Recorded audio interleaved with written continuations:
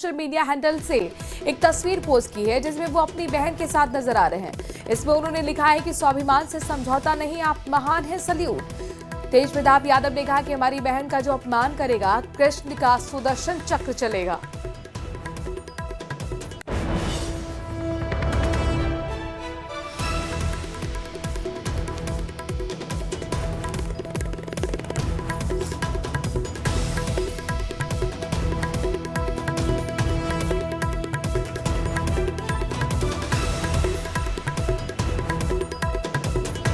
वहीं इस बीच रोहिणी के बड़े भाई तेज प्रताप का पुराना बयान सामने आया है।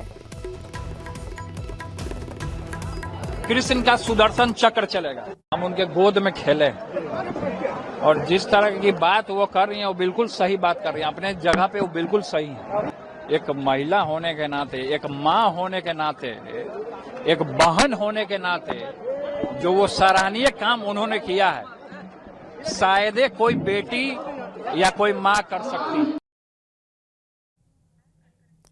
वहीं सूत्रों के मुताबिक एनडीए में मंत्रिमंडल का संभावित फॉर्म बेटी, एक बहन, एक शादीशुदा महिला, एक माँ को जलील किया गया, गंदी गालियाँ दी गई, मारने के लिए चप्पल उठाया गया। मैंने अपने आत्मसम्मान से समझौता नहीं किया, सच का समर्पण नहीं किया, सिर्फ और सिर्फ इस वजह से मुझे बेइज्जती झेलनी पड़ी। कल एक बेटी मजबूरी में अपने रोते हुए माँ बाप बहनों को छोड़ आई, मुझसे मेरा मायका छुड़वाया गया, मुझे अनाथ बना दिया गया। आप सब मेरे रास्ते कभी ना चले, किसी घर में रोहिणी जैसी बेटी बहन पैदा ना हो। रोहिणी आचार्य। बिहार चुनाव में आरजेडी की करारी हार के बाद लालू परिवार के भीतर जो तूफान उठ रहा था, उसका असर अब खुलकर दिखने लगा है। लालू प्रसाद यादव की बेटी रोहिणी आचार्य, जिन्होंने पिता को किडनी देकर नई जिंदगी दी थी, उन्होंने परिवार से नाता तोड़ने का ऐलान कर दिया। पटना एयरपोर्ट पर निकलते हुए रोहिणी ने सिर्फ चुनावी नाकामी पर सवाल नहीं उठाए, बल्कि सीधे तेजस्वी यादव और उनकी टीम पर निशाना साध दिया। रोहिणी का आरोप है कि आरजेडी में सवाल पूछने की भी जगह नहीं बची और पार्टी को इस हालत में लाने वाले लोगों ने उन्हें परिवार से बाहर कर दिया। मेरा कोई परिवार नहीं है। अब ये जाकर के आप संजय, रमेश, तेजस्वी यादव से पूछिए, मेरा कोई परिवार नहीं है। वही लोग निकाला है हमको परिवार से, क्योंकि रिस्पॉन्सिबिलिटी लेना नहीं है उनको। रोहिणी ने जिनका नाम सबसे पहले लिया, उस सूची में शीर्ष पर हैं संजय यादव, तेजस्वी यादव के सबसे भरोसेमंद सलाहकार और आरजेडी से राज्यसभा सांसद। हरियाणा के महेंद्रगढ़ के रहने वाले संजय कंप्यूटर साइंस में मास्टर डिग्री रखते हैं और डेटा आधारित चुनाव रणनीति में तेजस्वी की कोर टीम का दिमाग माने जाते हैं। 2013 से वो तेजस्वी के साथ जुड़े हैं, लेकिन पार्टी के भीतर कई नेताओं, यहां तक कि तेज प्रताप यादव तक संजय के ज्यादा दखल पर सवाल उठा चुके हैं। रोहिणी का आरोप है कि चुनावी हार की असली जवाबदेही इन्हीं लोगों से पूछनी चाहिए, क्योंकि पार्टी की राजनीति उन्हीं के हाथों में थी। पूरा दुनिया बोल रहा है जो चाणक्य बनेगा, तो चाणक्य से आप सवाल पूछिएगा। जब कार्यकर्ता चाणक्य से सवाल कर रहा है, पूरा देश दुनिया सवाल कर रहा है कि पार्टी का ये ऐसा हाल क्यों हुआ। अब जब संजय, रमेश, इन लोग का नाम लीजिए तो आपको घर से निकाल दिया जाएगा, आपको बदनाम किया जाएगा, आपको गाली दिलवाया जाएगा, आपके ऊपर चप्पल उठा करके मारा जाएगा। संजय के बाद रोहिणी ने जिस नाम को लेकर सबसे तीखा हमला बोला, वो है रमीज नेमत खान। यूपी के बलरामपुर निवासी रमीज तेजस्वी यादव की कोर टीम में ऐसे शख्स हैं जो नेता प्रतिपक्ष की campaigning, social media management, daily routine सब संभालते हैं। राजनीति में आने से पहले फर्स्ट क्लास क्रिकेट में 30 मैच खेलने वाले रमीज तेजस्वी के पुराने दोस्त भी हैं और उनके सबसे भरोसेमंद चेहरों में गिने जाते हैं।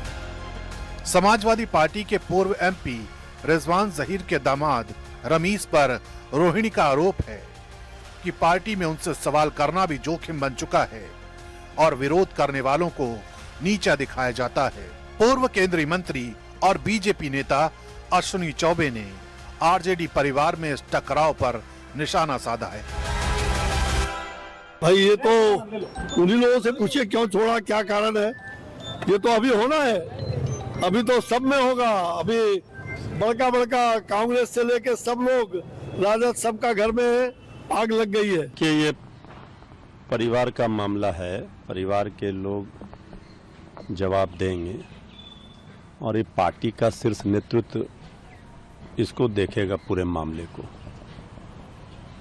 अभी तो चुनाव परिणाम आए हैं, इसके बाद से स्वाभाविक है, लेकिन इस तरह के परिणाम क्यों आए, क्या कारण रहे, इसकी समीक्षा होगी। किन कारणों से ये हुआ। मैंने आपको कहा था कि 14 को परिणाम आने दीजिए, लठ चलेगा घर में। चालू हो गया ना, लठ दे लठ दे लठ दे लठ। अब बेचारे लालू यादव बैठ के आराम से काउंटिंग कर रहे हैं कि कौन लठ कितने को पड़ा, लेकिन संजय यादव को कोई नहीं निकाल सकता है।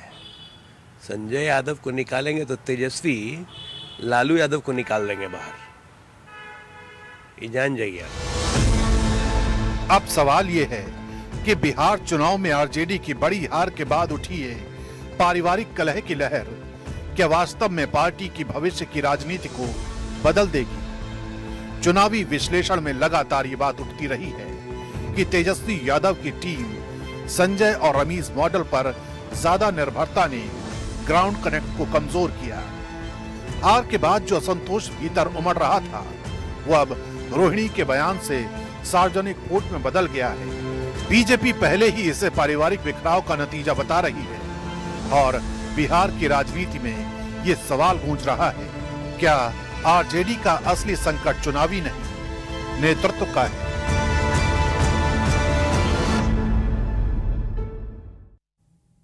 रोहिणी के समर्थन में बड़े भाई तेज प्रताप यादव आए हैं। तेज प्रताप यादव ने अपनी पार्टी जनशक्ति जनता दल के सोशल मीडिया हैंडल से एक तस्वीर पोस्ट की है जिसमें वो अपनी बहन के साथ नजर आ रहे हैं। इसमें उन्होंने लिखा है कि स्वाभिमान से समझौता नहीं, आप महान हैं, सल्यूट। तेज प्रताप यादव ने कहा कि हमारी बहन का जो अपमान करेगा, कृष्ण का सुदर्शन चक्र चलेगा।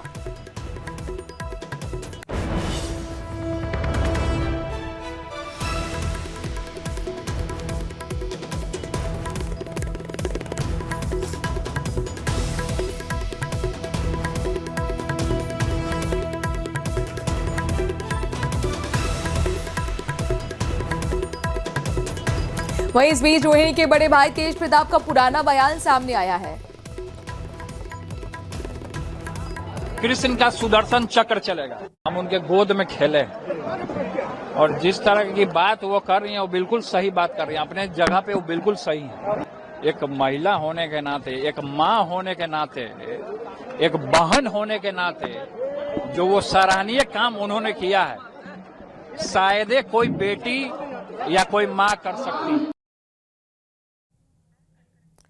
वहीं सूत्रों के मुताबिक एनडीए में मंत्रिमंडल का संभावित फॉर्मूला तय हो गया है। नए मंत्रिमंडल गठन को लेकर बनी सहमति के मुताबिक 6 विधायकों पर एक मंत्री बनाए जा सकते हैं।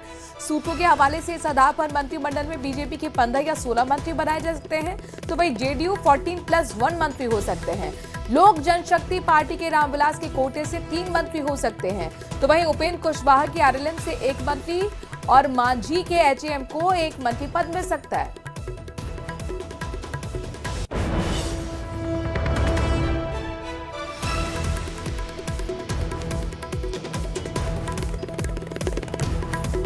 तो एनडीए में मंत्रिमंडल का फॉर्मूला लगभग तय हो गया है और वो किस तरीके का बना है, जरा ये नजर डाल लीजिए। 6 विधायकों पर एक मंत्री बनाए जा सकते हैं, इस तरह की सहमति बनी है और बीजेपी के कोटे से 15 या 16 मंत्री होंगे, जेडीयू के से 14 या 15 और साथ ही लोक जनशक्ति पार्टी जो रामविलास के कोटे की है उससे 3 मंत्री हो सकते हैं। उधर उपेंद्र कुशवाहा के आरएलएम को 1 मंत्री पद और मांझी के एचएएम को भी 1 मंत्री पद मिल सकता है।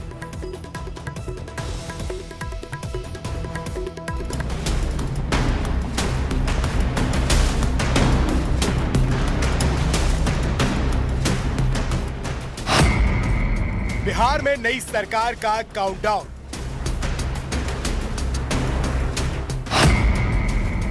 पहले सीएम नीतीश का इस्तीफा, फिर सरकार बनाने का दावा। बिहार में मंत्रिपरिषद का फॉर्मूला फाइनल। बिहार में नई सरकार गठन को लेकर अब सियासी तस्वीर साफ होती नजर आ रही है। पटना और दिल्ली के बीच बैठकों का सिलसिला लगातार तेज हुआ है। गृह मंत्री अमित शाह से जेडीयू के टॉप नेताओं की अहम मुलाकात ने सियासी हलचल बढ़ा दी है। इसी बीच जानकारी ये भी सामने आ रही है कि बिहार में मंत्रिपरिषद का संभावित फॉर्मूला तैयार कर लिया गया है। सूत्रों के मुताबिक बिहार के नए मंत्रिमंडल में बीजेपी को 15 से 16 पद मिल सकते हैं, जेडीयू को 14 से ज्यादा मंत्री पद मिल सकते हैं। वहीं चिराग पासवान की लोक जनशक्ति पार्टी को 3 मंत्री पद मिल सकते हैं, जबकि उपेंद्र कुशवाहा की आरएलएम और जीतन राम मांझी की हम को एक मंत्री पद देने का फॉर्मूला बन चुका है। मंत्रिपरिषद के इस फॉर्मूले को लेकर अब जेडीयू और बीजेपी के टॉप नेताओं की बैठक जल्द होने की संभावना है, जिसमें इस फॉर्मूले को अंतिम रूप दिया जा सकता है। कल आपने देखा होगा कि नित्यानंद राय पहले उपेंद्र कुशवाहा से मुलाकात उन्होंने की, फिर चिराग पासवान से मुलाकात की। अब से थोड़ी देर पहले देखिए एक तस्वीर दिखाने की कोशिश करेंगे। मुख्यमंत्री आवास में मिलने के लिए नित्यानंद राय पहुंचे थे, विजय सिन्हा पहुंचे थे और जो तमाम जेडीयू के बड़े नेता हैं वो यहाँ पर पहुंचे थे। मुलाकातों का दौर खत्म हो चुका है और ये माना जा रहा है कि जल्द ही सरकार का फॉर्मेशन हो जाएगा। कल सुबह में जो सूत्रों से जानकारी मिली है उसके मुताबिक कल कैबिनेट की बैठक है और उस कैबिनेट के बैठक में इस सरकार की कार्यकाल का अंतिम बैठक है, जिसमें धन्यवाद प्रस्ताव आएगा और वहां पर फिर सरकार को डिसॉल्व किया जाएगा। नीतीश कुमार राजभवन पहुंचेंगे जहां पर वो अपना इस्तीफा सौंपेंगे और उसके बाद नई सरकार के गठन की फिर तैयारियां शुरू हो जाएगी। सूत्रों के मुताबिक बिहार में नए मंत्रिपरिषद में 6-1 का फॉर्मूला तय माना जा रहा है, यानी हर 6 सीट पर एक मंत्री। कैसा लग रहा है सर जेडीयू का ये शानदार सफलता और एनडीए की सफलता पे? एकदम पूरा गर्व है और फख्र है। डबल इंजन की सरकार जो माननीय नीतीश जी के नेतृत्व में बिहार में और मोदी जी के नेतृत्व में जो देश में चल रही है उनका ये देन है, उसका ये फलाफल है जो विकास की रफ्तार बिहार में तेज हुई है। ऐसी उम्मीद थी? एकदम उम्मीद थी। हम तो पहले भी हम लिखे हैं, रिजल्ट से पहले मैंने अपने पोस्ट पर लिखा था कि 200+ एनडीए जीतेगी। और मुख्यमंत्री नीतीश कुमार है जी, हम नीतीश बाबू हो रहे हैं, इसमें कोई डाउट है क्या? बिहार में नीतीश कुमार के पिछले मंत्रिपरिषद में भी यही फॉर्मूला था। दरअसल विधानसभा की कुल संख्या के 15% के हिसाब से मुख्यमंत्री समेत अधिकतम 36 मंत्री बनाए जा सकते हैं। चर्चा है कि इस बार नीतीश कुमार के मंत्रिमंडल में युवा चेहरे ज्यादा दिख सकते हैं। और अब बात उन कारणों की करेंगे जिसके चलते तेजस्वी यादव की नीति फीकी पड़ गई। 2020 के चुनाव में जो आरजेडी महज कुछ फासले से पीछे रह गई थी, इस बार उम्मीद थी कि वो चुनाव में कुछ उलटफेर कर देगी, लेकिन जब रिजल्ट आया तो सब कुछ उल्टा पड़ गया। इस चुनाव में महागठबंधन की बुरी तरह से हार हुई। लालू यादव के लाल के फ्लॉप होने की यही वजह रही। इस रिपोर्ट के जरिए समझिए।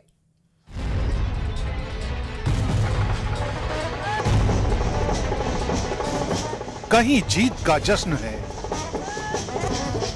तो कहीं हार की मायूसी, कहीं मिठाई बांटी जा रही है तो कहीं हार की वजह से विपक्ष के नेताओं के मुंह का स्वाद बिगड़ गया। बिहार चुनाव में जिसकी जीत हुई उसके खेमे में आतिशबाजी हो रही है, समर्थकों में जीत का प्रचंड शोर है। न तेजस्वी के सरकारी नौकरी के दावे का दांव चला, न ही राहुल गांधी के मछली पकड़ने का प्लान काम आया। बिहार चुनाव में बराबरी का दावा करने वाले तेजस्वी यादव की पार्टी आरजेडी इस तरह से लड़खड़ाई कि वो न तो बीजेपी न ही जेडीयू दोनों के आसपास भी कहीं खड़ी दिखाई नहीं। ऊपर से महागठबंधन की दूसरी बड़ी पार्टी कांग्रेस का तो हाल ही न पूछिए। परिणाम के आंकड़ों में कांग्रेस की मिट्टी पलीद।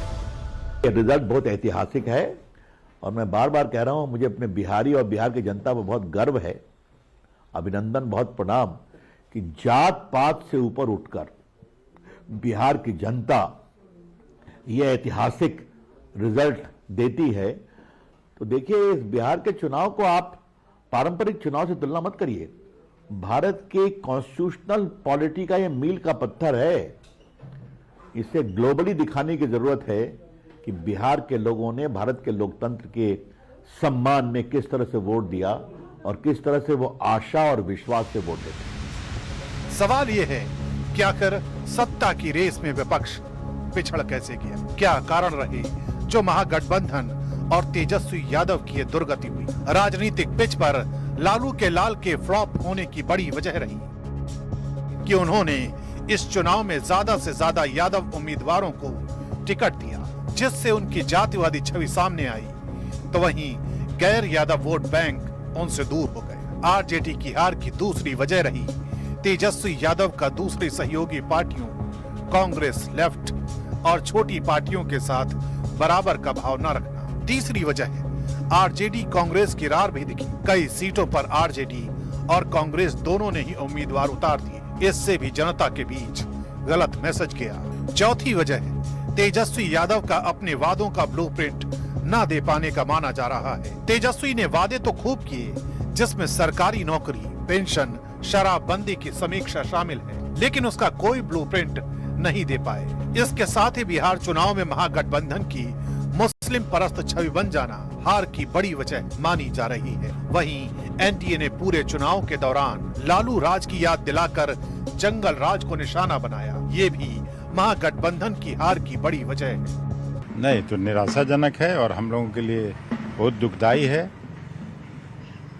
इसकी समीक्षा होनी चाहिए, लेकिन अब कुछ न कुछ तो गलतियां हुई होंगी, उसको विचारोपरांत ही कुछ निश्चित कहा जा सकता है। लेकिन सीटों को बंटवारे को लेकर जिस तरह से लंबा खींचा, डिक्लेरेशन में जिस तरह से परेशानी हुई, फिर फ्रेंडली फाइट का कोई मतलब नहीं होता है। फ्रेंडली फाइट में पार्टी गई, सबका नुकसान हुआ। सीएम जो आप लोगों ने घोषित कर दिया, 1.5% वोट जिसको मिला है, बाकी बिरादरियां जो ईबीसी, ओबीसी, क्या इसका नुकसान हुआ आपको लगता है? नहीं, ये होना नहीं चाहिए था, क्योंकि ये तो डिस्क्रिशन रहता है चीफ मिनिस्टर का। सरकार फॉर्मेशन के बाद डिप्टी चीफ मिनिस्टर